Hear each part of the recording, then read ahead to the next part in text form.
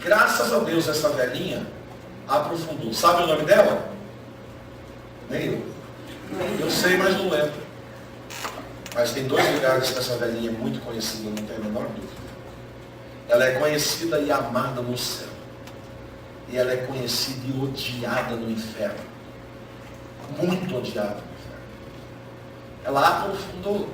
Estender não lhe compete, ouça isso. Se você quer ser um município, não fica atrás de, se eu estivesse, se eu pudesse, se eu fosse da igreja tal, se meu pastor fosse o Billy Graham, né? Não o Marcelo, o Genilson, se não sei o quê. Isso é papo de gente que não entendeu nada ainda. Aprofunda.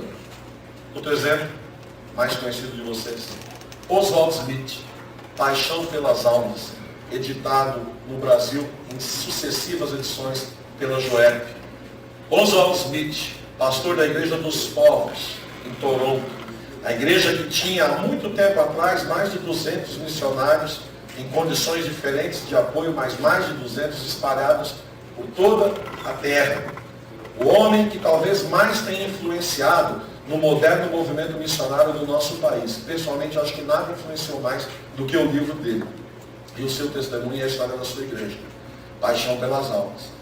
Oswald Smith, um camarada brilhante, tinha missões no coração, batia o coração no compasso do coração de Deus.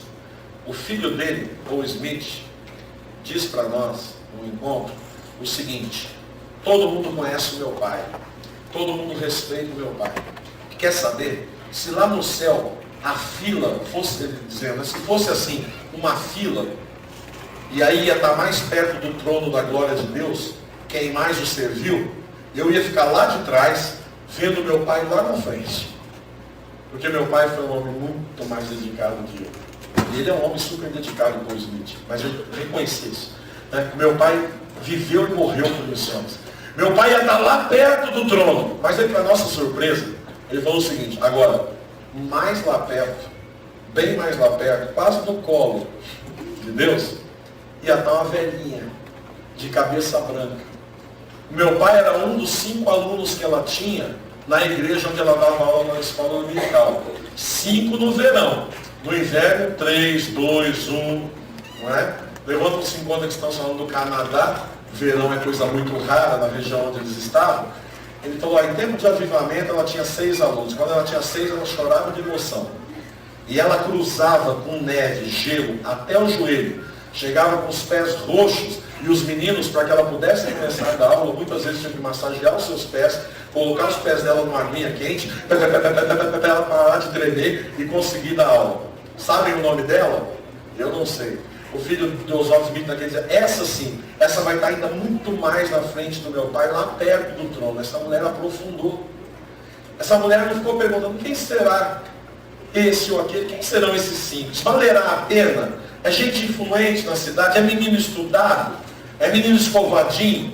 É menino educado? Não. Ela cruzava aquela janta daquele gelo e dava aula. Era isso. Aprofundar é problema nosso. Estender é de Deus. E ela entendeu isso. Um dos meninos chamava-se Oswald Smith. E ele sempre disse, no meu coração uma semente foi plantada quando eu era pequeno numa escola dominical no meio do gelo. E só por isso eu acredito no que eu acredito. Foi assim que a graça de Deus me alcançou. Uma outra cidade, 5 garotos ficavam jogando pela rua também. Nesse caso, 5 bolinhas de gude, diz a história deles. E um moço de uma igreja da cidade, de uma igreja congregacional, foi ao seu pastor e disse o seguinte: pastor, eu queria ser professor de escola dominical. O pastor deu uma mirada no cara, era um cara bem simplório, bem na dele assim, e o pastor acho que andava meio míope dos olhos da fé, e ele só viu aquilo que os olhos viram. Ele falou, meu irmão, olha, as classes aí já tem professor e tal, sabe como é? Mas eu queria tanto esse ministério, eu acho tão bacana. E o pastor, para não ficar chato, falou o seguinte, olha, faz assim, arruma os alunos então, e aí a gente escolhe então um espaço aqui, você tem a sua classe, mas você precisa arrumar os alunos, porque as classes todas já tem professor, um jeito educado de despachar o filho. O pastor foi para dentro e esqueceu. Ele não. Ele foi para a rua, primeiro que ele viu 5 moleques jogando bolinha de gude. Acontece que esse cara, na infância, foi o rei da bolinha de gude, do bairro dele.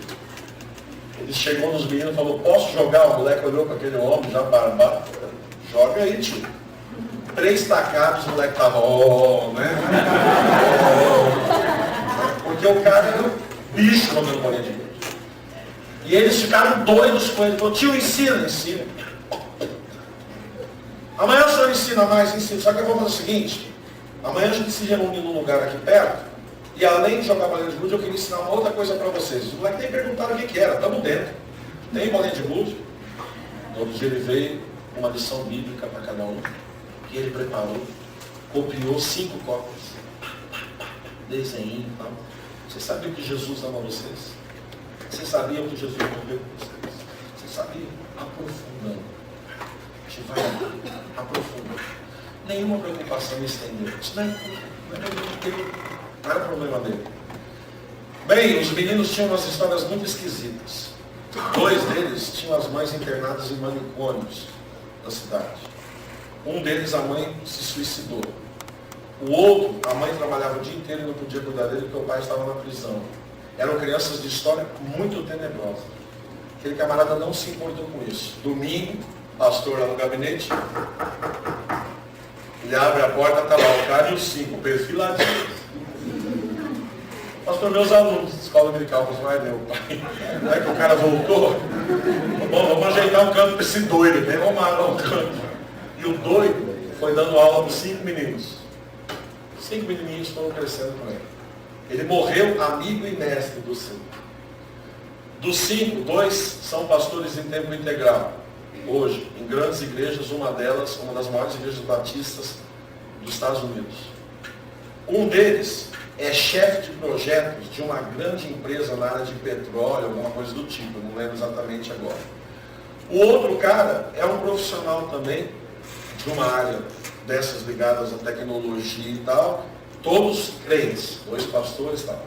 Agora o 5º menino chama-se Howard Hendricks. Quem vai estudar no seminário de Dallas, enche a boca para falar, quando você pergunta onde você estudou. O cara brinca, ele não fala que ele estudou em Dallas. Ele fala, eu estudei em Howard Hendricks. É o maior nome da educação cristã das últimas décadas. É o maior formador de mestres que eu já li. Talvez professores e professoras aqui já tenham podido ler o livro Ensinando para Transformar Vidas. Na minha igreja, só depois de ler, compreender, estudar muito, alguém dá aula na escola dominical. Howard Hendricks é uma referência, como o Zico era no tempo do Flamengo, né? Mas você torce para quem? Pro Zico. Meu pai dizia pro Zico e para os outros 10 que estiver com ele lá. Howard Hendricks é o Pelé da educação cristã. Howard Hendricks é o cara que faz com que gente do mundo inteiro vá dar aulas estudar. Howard Hendricks é o que faz com que os camaradas aqui do Palavra da Vida de Atibaia se matem para ir fazer mestrado e doutorado em Dallas. Eles querem ter no currículo a alegria de terem sido alunos daquele menino que estava lá. Ele era um daqueles que a mãe estava internada no manicômio, que o pai alcoólico não tinha tempo de cuidar dele. E ele é isso tudo, porque um dia um homem simples, singelo, provavelmente de poucos recursos intelectuais, inclusive, aprofundou, crendo que a sua obra era aprofundar. Estender, meu irmão, é problema de Deus. Então eu trago essa noite para você a sugestão de que você aprofunde. Se você dá aula na escola dominical, você não sabe quem está te ouvindo ali. Quem sabe é um futuro presidente da República. Quem sabe é um futuro prefeito de Ribeirão Preto. Ou nada disso. Com certeza, um futuro pai de família. De que tipo? Não sei. Depende muitas vezes de quanto aprofundamos ou não. Lá com jovens, no nosso ministério cotidiano, quantas vezes, né, gente, os pastores que aqui estão, a gente tem que lembrar isso para nós mesmos. Ah, está difícil, pô, eu vou aprofundar.